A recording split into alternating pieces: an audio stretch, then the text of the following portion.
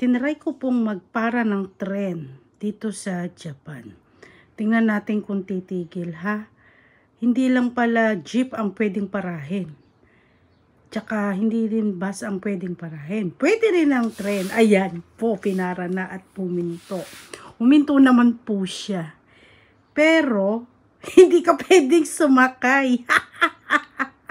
Naghintay lang pala siya ng signal ng traffic light, naka-red light. Yan, nasakto lang sa aking pagpara. Pakeme-keme lang po yung para. Pero hindi po pala pwedeng pumara. Tinry ko lang. Huminto nga lang. Na-tiyempo, huminto. Yan. Nasa tabi po siya ng daan. Medyo nakakatakot pag malapit ka pala sa train. Pero safe naman po dito sa Japan. Yan. Hindi ka naman nila sasagasaan. Meron silang mga safety rules na dapat sundin. Bye train!